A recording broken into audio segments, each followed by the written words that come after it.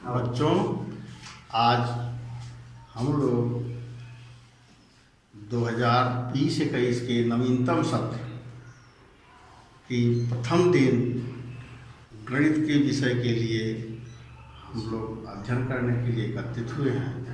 आज आपका टॉपिक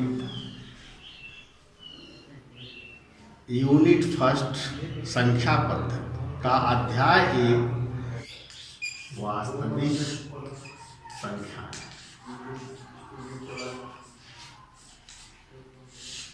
इसको अंग्रेजी में रियल नंबर कहते हैं, रियल नंबर। अब आपको यह रियल नंबर शब्द पर में वास्तविक संख्याएं आपको नवीन शब्दों में सुनने को मिला इस कक्षा में, जबकि यह आपके पूर्व कक्षाओं में कक्षा 7 में हमने परिमेय संख्याओं का अध्ययन किया है। कक्षा 8 में भी प्रथम चैप्टर परिमेय संख्याएं हैं। कक्षा 9 में भी प्रथम चैप्टर परिमेय संख्याएं हैं। अब इनका ही संग्रह है और उसके साथ केवल एक अपरिमेय संख्या जुड़ करके ये वास्तविक संख्याएं चैप्टर का नाम रखा गया है। तो यह वास्तविक संख्या की परिभाषा हुई। वास्तविक परिमेय संख्या तथा अपरिमेय संख्याओं के संग्रह को वास्तविक संख्याएं कहते हैं। इसीलिए आपके लिए नया शब्द हुआ, जबकि यह पूर्व आपके पढ़े हुए टॉपिक परिमेय संख्या कक्षा 7 प्रथम चैप्टर, परिमेय संख्याएं कक्षा 8 प्रथम चैप्टर और परिमेय संख्याएं कक्षा 9 प्रथम चैप्टर, तीनों कक्षाओं में आप पढ़े हैं परिमेय संख्याओं को।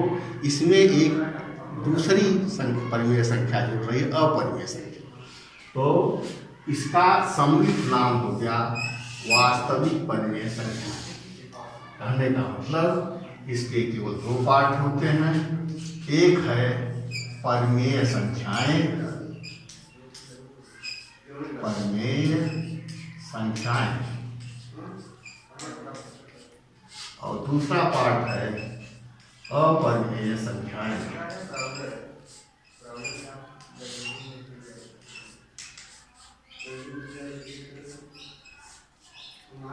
अब यह परिमेय संख्याओं में आप -3, -2, -1, 0, 1, 2, 3 और भिन्नात्मक भी लीजिए 1/2, 1/3, -5/7, बस इतना।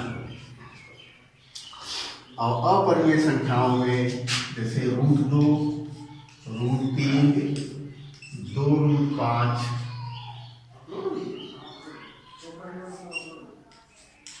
फिर अगला हुआ 2 + √5। यह जरूरी नहीं है कि आप इन्हीं संख्याओं को, इन्हीं नंबर्स को लें। आप इस प्रकार से मिलते जुलते किसी भी अंकों को आप ले सकते हैं। अब यह वास्तविक संख्याएं चैप्टर है।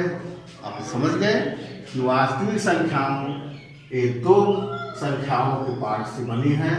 यह परिमेय संख्याएं, एक है अपरिमेय संख्या।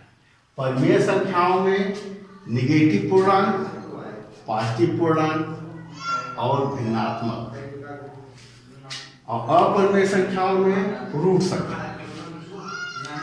तो इस अध्याय में जो परिमेय संख्या है, इसमें आपको 3 यूनिट दिए गए हैं। पहला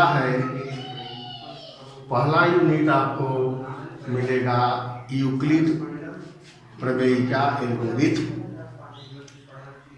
दूसरा है अंकगणित की आधारभूत प्रमेय, और तीसरा है परिमेय संख्याओं और अपरिमेय संख्याओं का पुनर्भ्रमण तथा परिमेय संख्याओं का दशमलव प्रसार। तो पहला टॉपिक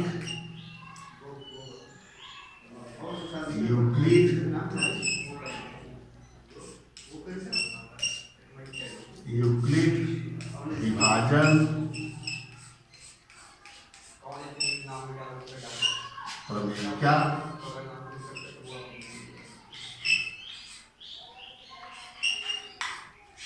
तथा एल्गोरिथम।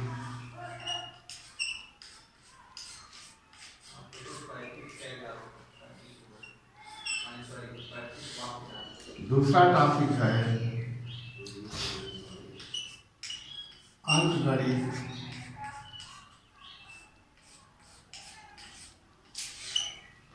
की आधारभूत प्रमेय। और तीसरा टॉपिक है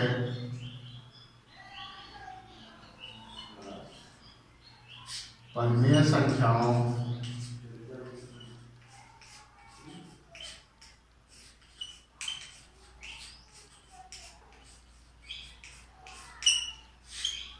और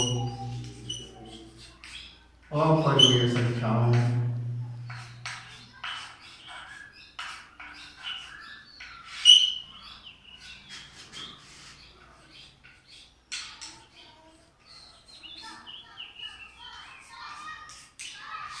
का पुनर्भ्रमण।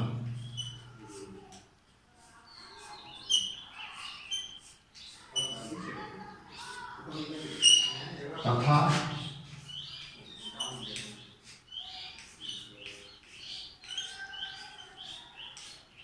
परिमेय संख्याओं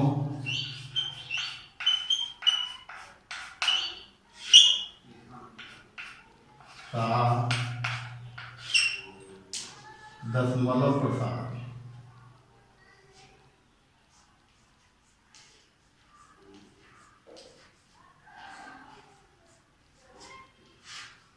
मतलब यूक्लिड विभाजन प्रमेय क्या था, एल्गोरिथम पहला टॉपिक है। दूसरा टॉपिक है अंकगणित की आधारभूत प्रमेय। तीसरा टॉपिक है परिमेय संख्याओं तथा अपरिमेय संख्याओं। मतलब इन संख्याओं, ये परिमेय संख्याएं हैं जैसे, और यह अपरिमेय संख्या, इनका आपस में पुनर्भ्रमण।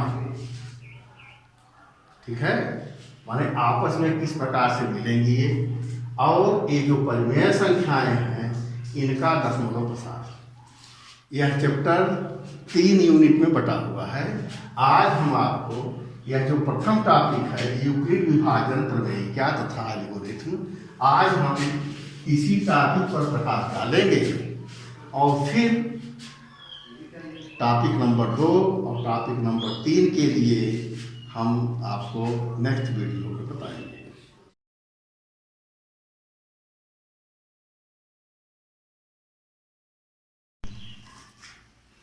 हाँ, पहला टॉपिक है यूक्लिड विभाजन प्रमेय क्या था एल्गोरिथम।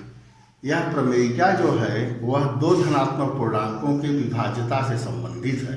अर्थात यह दो धनात्मक पूर्णांक हैं, उनके बीच मौसम पर हम आसानी से जांच कर सकते हैं। जैसे एक धनात्मक पूर्णांक है a, दूसरा है b, तो उसका भागफल आएगा q और शेषफल आएगा r, और r का मान 0 से बराबर या 0 से बड़ा होगा तथा b से छोटा होगा। कहने का मतलब a बराबर भाज्य, b बराबर भाजक,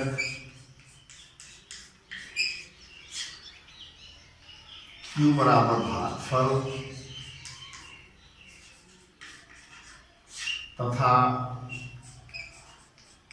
r बराबर शेष।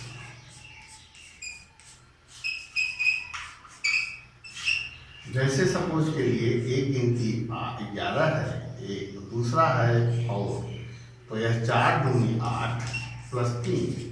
तो यहाँ पर देखो यह r जो 3 है, यह जो है r3, r बराबर 3 आ गया। तो यहाँ पर यह जो है 3 इज लेस देन 4। देखो यहाँ पर यह r जो शेषफल है यह ऑटोमेटिक जो है भाजक से छोटा हो गया। तो उसके आगे अब हम एक पक्ष ले लेते हैं संख्या, जिसके दो संख्याएं इसके बीच हमको यूक्लिड विभाजन, ये भी ध्यान रखना पड़ेगा, यूक्लिड विभाजन प्रमेय क्या यह एक कथन है, इसका उपयोग अन्य कथन को सिद्ध करने के लिए भी किया जा सकता है। जैसे एक क्वेश्चन ले लिया 1288 और दूसरा है 575। तो यहाँ पर देखिए 1288 इज ग्रेटर दैन 575। अब इनके बीच मौसम पर ज्ञात करना है। तो एल्गोरिथम के अनुसार ए का मान इसको रख लिया 1288 बराबर का मान 575। अब यहाँ तुरंत इसका सामान्य भागफल ज्ञात कर लो। 1288 यहाँ पर 575, ये 2 बार गया, 2 पंचे 10, 2 14 15, 80 में 2 पंचे 10 11, इसको 8, यहाँ पर 3, यहाँ पर 1। तो यहाँ पर ये भागफल ज्ञात गुण से को लिख दो और प्लस शेषफल 138 आया, तो शेषफल 138। अब यहाँ पर 138 डज नॉट इक्वल टू 0, क्योंकि यह मान का, यह आर का मान है। तो जब यह आर का मान डज नॉट इक्वल 0 आए, यही क्रिया हम फिर करेंगे।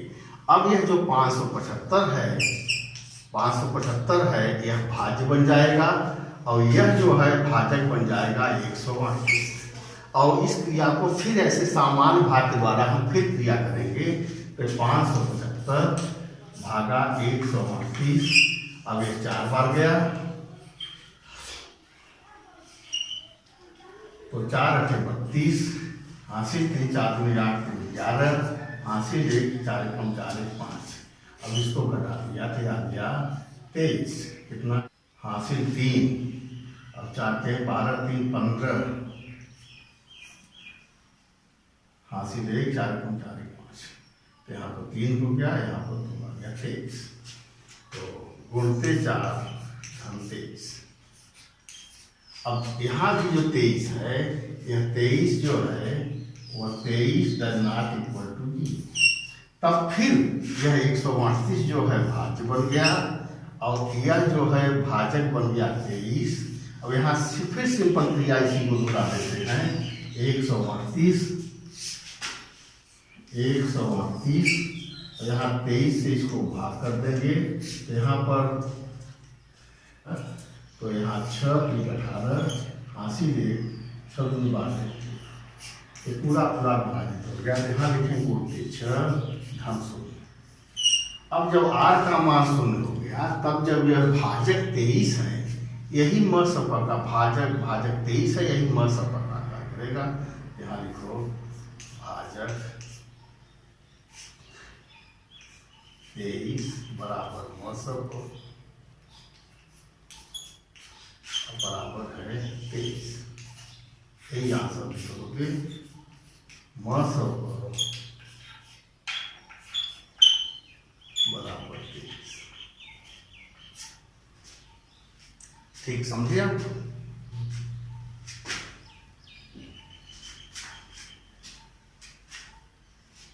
और इसी यूक्लिड विभाजन प्रमेय पर आधारित एक अन्य एग्जाम्पल देखिए। जैसे 616 सदस्यों वाली एक आर्मी की पार्टी है, परेड करना है उसको, और 32 सदस्यों वाली एक बैंड पार्टी के पीछे चलना है और समान समूहों में, समान संख्या के समूहों में उसको सेट करना है हमको। तो उसमें मैक्सिमम स्तंभों की संख्या क्या होगी? तो इसके लिए 616 इज ग्रेटर दैन 32।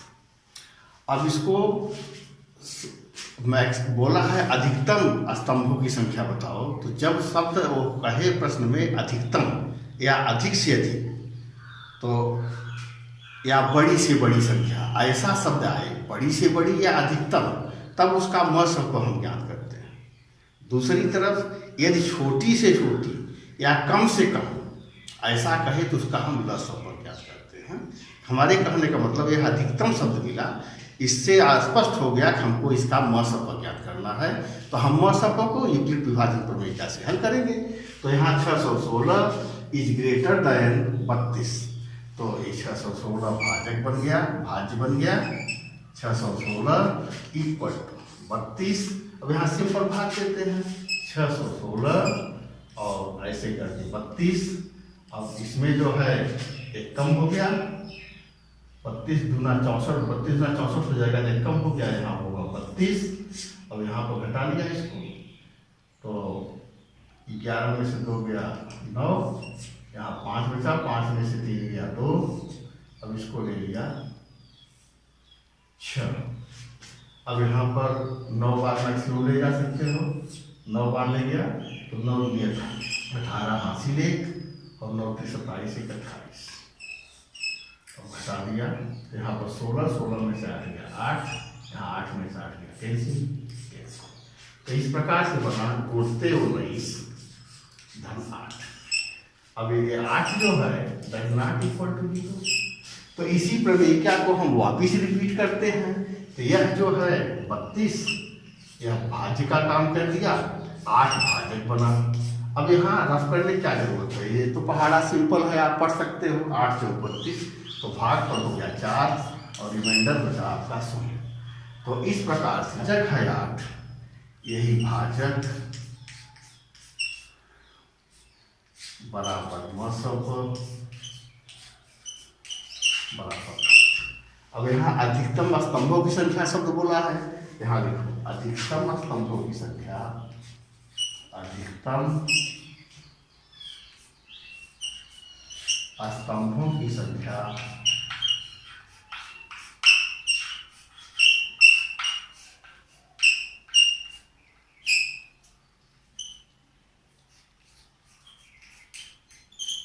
बराबर 8। अब इस यूक्लिड विभाजन प्रमेयिका पर आधारित जितने भी सवाल हैं आप देखें, बड़े आसानी से हल हो जाते हैं। यदि इस पर आधारित कोई भी सवाल आपको नहीं आती है तो आप कमेंट बॉक्स में जाएंगे, तो हमको कमेंट से जब मालूम होगा तो हम उस सवाल को अगले एक नया वीडियो बना के डाल देंगे। धन्यवाद।